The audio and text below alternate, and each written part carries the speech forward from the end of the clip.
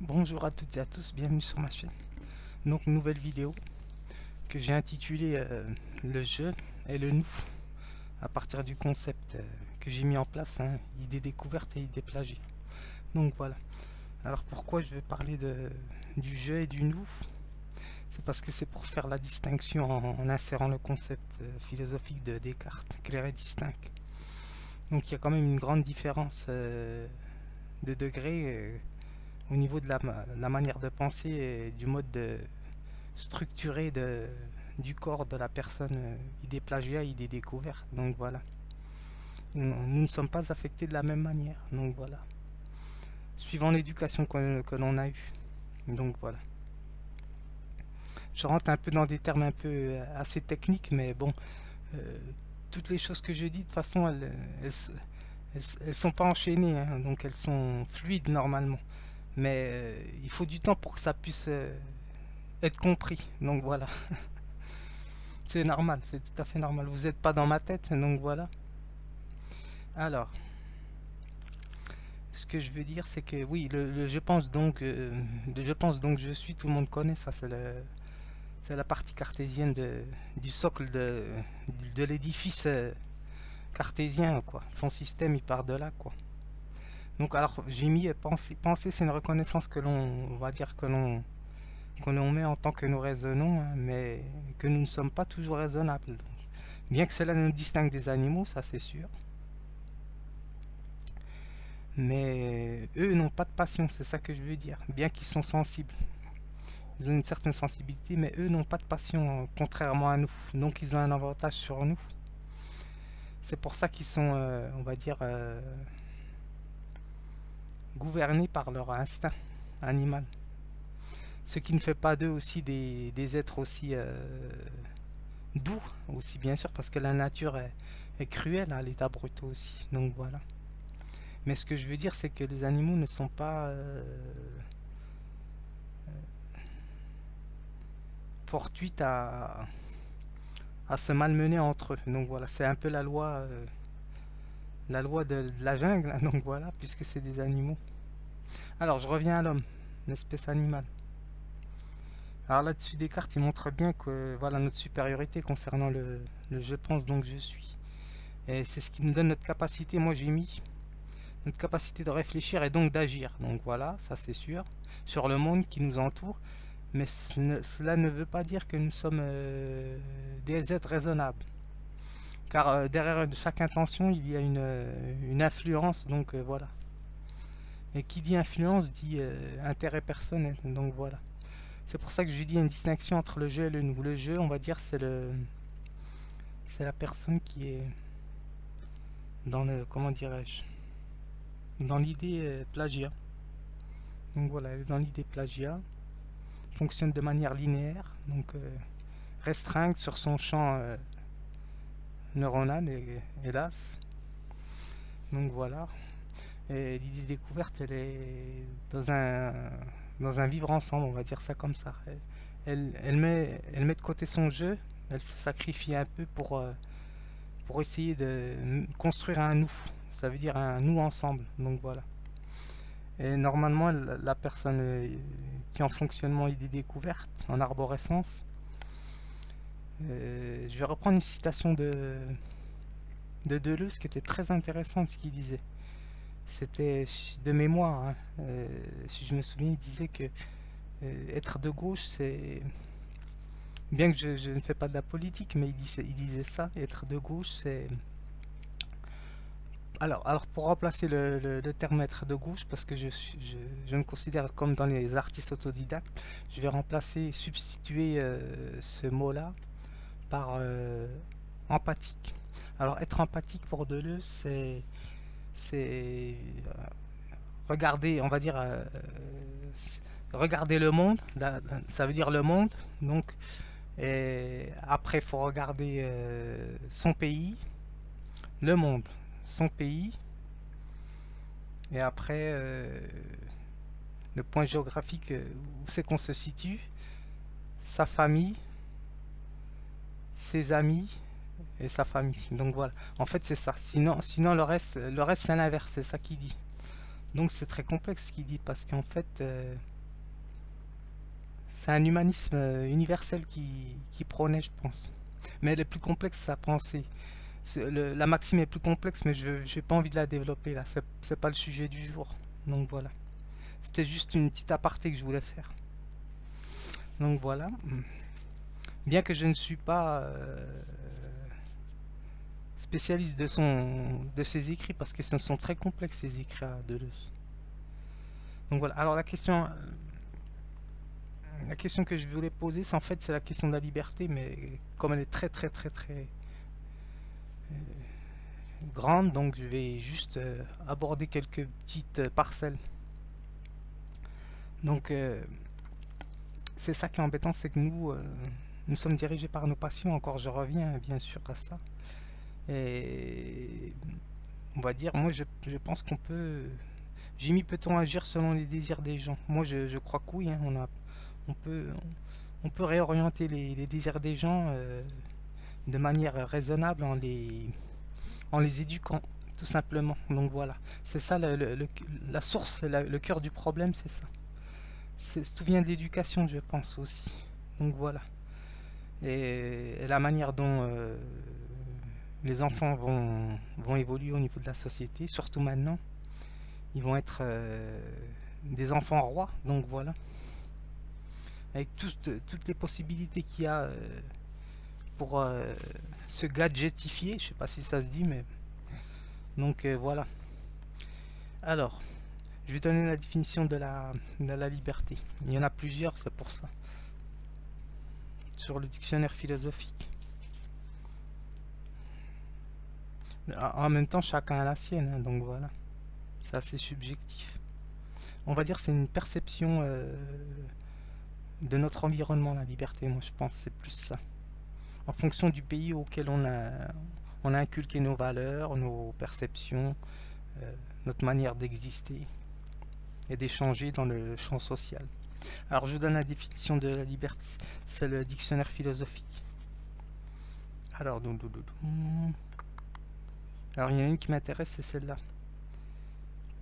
Pour définir la liberté, il suffit d'en donner une description adéquate. Donc, la liberté s'identifie avec la santé de l'organisme. Ça, c'est intéressant parce qu'elle peut être intérieure, la liberté. Donc, si on n'est pas en bonne santé, par exemple, comme beaucoup d'écrivains n'étaient pas en bonne santé, donc ils ne pouvaient pas faire ce qu'ils voulaient. Donc, voilà. Donc, ils étaient réduits à un champ exigu au niveau organe interne. Donc, voilà. Alors ça dépend de beaucoup de choses. On peut avoir l'esprit, on va dire, habité psychiquement, par exemple. Ça, c'est une forme d'aliénation mentale, on va dire, aggravée. Ça veut dire la schizophrénie. Ça, ils sont emprisonnés dans leur cage mentale. Ou toutes les obsessions, ça aussi, c'est une prison. On va dire c'est une prison mentale, par exemple. Bon, je fais des ponts avec ça, mais bon, voilà. Maintenant, vous savez que je fonctionne en arborescence. Donc, voilà, je suis ligne en fonction de ce qui me vient dans mes idées. Alors, la liberté, une autre définition qui est intéressante, c'est celle-ci. Alors, nous n'avons pas conscience d'être libre, disait Platon, quand on succombe à nos passions. Donc voilà, c'est ce que je reviens, je disais encore les passions. Tout part de là, le problème est, enfin le problème, le hic vient de là, donc voilà. Et je donnerai juste une autre définition encore. Parce qu'il y a 2 pages sur la liberté, donc comme quoi, pour vous montrer que c'est très complexe. Alors, celle-ci m'a l'air d'être bien. Alors, en fait, il faut un minimum de lois, bien sûr, ça c'est important, pour qu'il y ait une société, et un minimum d'initiative individuelle pour qu'il y ait liberté. Donc voilà, chacun apporte sa part à l'édifice, donc voilà, même ceux qui sont pas considérés comme actifs, donc voilà. Enfin, ce que l'on croit, donc voilà, parce qu'on peut agir, par exemple, on peut croire agir, surtout chez les idées plagiat, ils peuvent croire qu'ils agissent bien, mais en fait si je fais un raisonnement sur toutes les conséquences qu'il y a, par exemple, eh ben, ouais, c'est ça. Ça voudrait dire que ils prennent pas en compte les conséquences de tous les enchaînements des causes. Donc voilà. Je vais pas en faire la liste, mais je pourrais par exemple. Donc voilà. Parce que il y a un dicton qui dit l'enfer est pavé de bonnes intentions. Donc voilà. Alors, tac tac. Oui, pris 2-3 notes.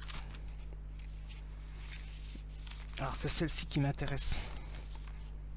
Que je me trompe pas. Oui. Alors l'idée plagiat. Alors à son mode de fonctionnement, comme je vous dis, c'est le jeu. Donc je l'ai inséré. Je, je l'ai inséré avec le jeu. Donc le jeu de Descartes. Donc je pense donc je suis. Donc je suis ceci, je suis cela, je suis le meilleur. Je suis. Je réussis. Je suis plus fort. C'est un peu comme à la cour d'école. Donc voilà. Là je parle de l'idée plagiat. Hein. Il se situe dans le jeu. En fait, il ne sort pas de sa bulle du jeu. Donc voilà. Il est fusionnel avec son jeu. Donc voilà. Qu'alors l'idée découverte, me concernant bien sûr, je fais partie de ceux-là, il met de côté son jeu et pour essayer d'atteindre un nous, voilà, un nous universel. Parce qu'un nous au niveau société, c'est pas suffisant. Soit faut tout changer, ou soit c'est pas la peine. Donc voilà. Sinon, il n'y aura aucun effet. Donc voilà. Comme dirait l'autre, ça sert à rien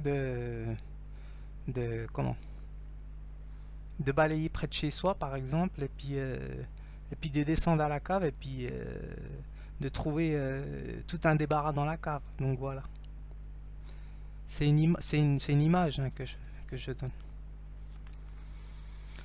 Alors l'idée découverte, lui, j'ai mis, il met de côté son jeu pour essayer de se faire accepter dans le groupe. Donc voilà, déjà, même s'il est parfois ou souvent mal compris, ou c'est des malentendus, ou des quiproquos aussi. Alors il donne la priorité au nous du groupe. C'est un sacrifice, donc j'ai mis. Il est à la recherche de sa logique, bien sûr, bien qu'il soit toujours dans une linéarité logique, puisqu'il fonctionne de manière globalisante, arborescente. Donc voilà, sa vision des choses est assez claire. Donc voilà. Alors c'est intéressant, j'ai essayé de mettre en relation l'art et la culture. Qu'est-ce que l'art exactement? C'est bon, l'art ne juge pas mais éduque, par exemple. Et c'est pas pour rien que j'ai suivi un peu un parcours de l'art.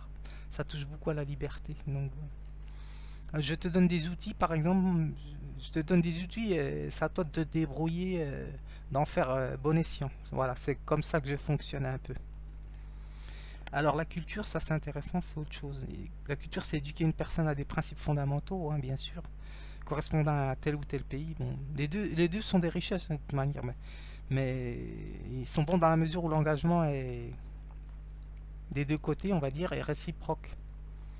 Donc voilà, et respecté bien sûr au niveau des droits juridiques et de l'espace aussi social. Donc voilà. Donc voilà, c'est ce que j'ai mis.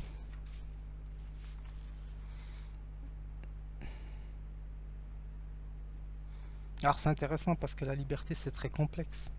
Parce qu'en fait, c'est avoir le choix sans avoir le choix. Donc voilà. Même quand on dit on choisit pas, ben tu choisis pas de choisir. Donc voilà, tu as choisi quand même. Donc ce qui est intéressant, c'est qu'au niveau comme je vous avais parlé de l'essence de l'existentialisme, donc l'existence précède l'essence chez Sartre. Et en fait, c'est que Sartre aussi, c'est très complexe sa pensée. Donc il suffit pas d'amener une pensée comme ça, il faut prendre toute la globalité du texte parce que c'est très complexe. Donc lui c'est intéressant parce que on va dire il nous libère, il libère les codes sociaux, on va dire ça comme ça, homme-femme, homme-homme, femme-femme. Mais en même temps il pose la question où il la laisse suspendue, on va dire ça comme ça. Il la laisse suspendue comme quoi il y a on va dire une alternative qui peut être considérée comme culpabilisante. Donc voilà, parce que ce qui est dommageable, ce qui peut être dommageable, c'est que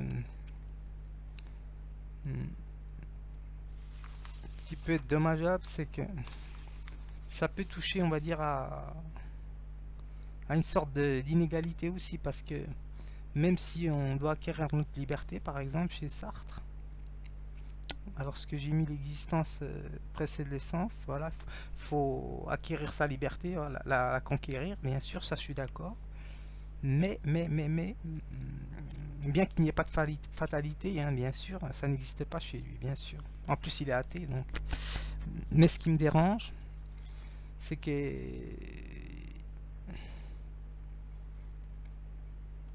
il met en place quand même une liberté qui repose sur le, comment dirais-je,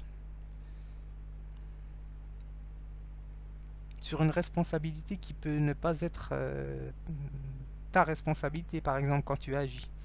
Parce que, par exemple, tout va dépendre des conséquences. S'il y a l'enchaînement des causes, chez Spinoza, par exemple, l'enchaînement des causes, des causalités, on ne pourra pas remonter à la causalité exactement lorsqu'on fait une action, par exemple.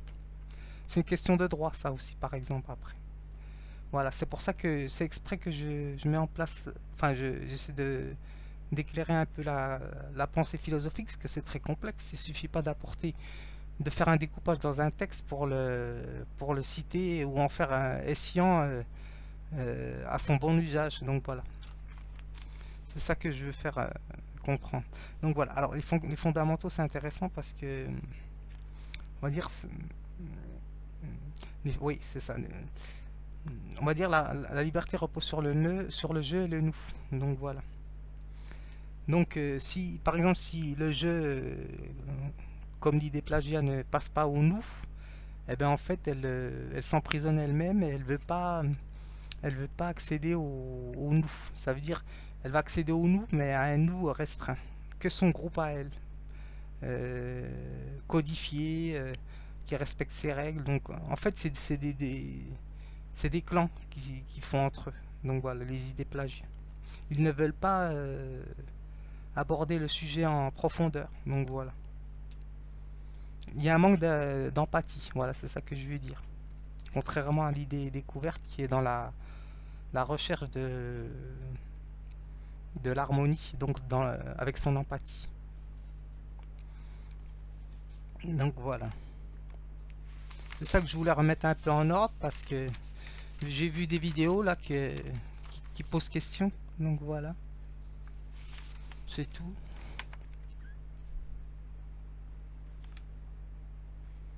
Donc comme je vous ai dit, la liberté c'est avoir le choix et ne pas avoir le choix. Donc voilà.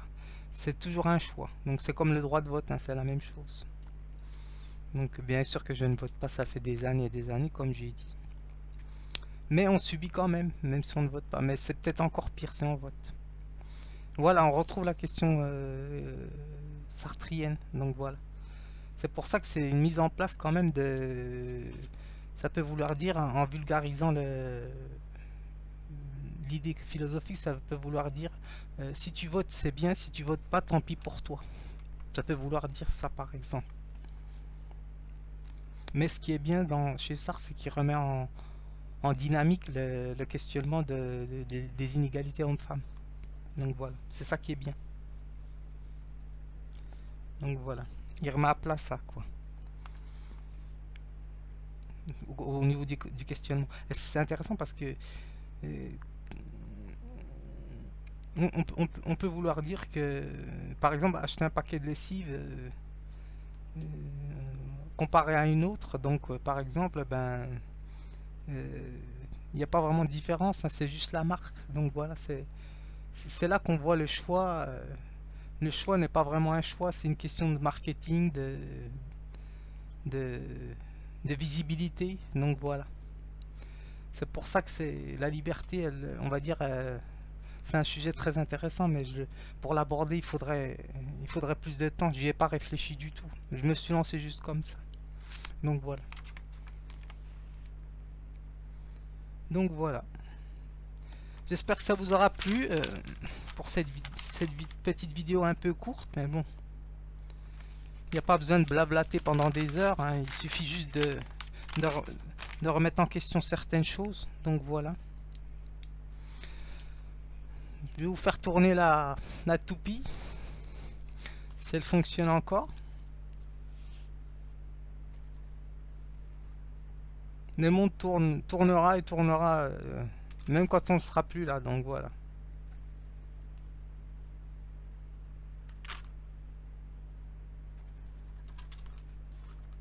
Bon,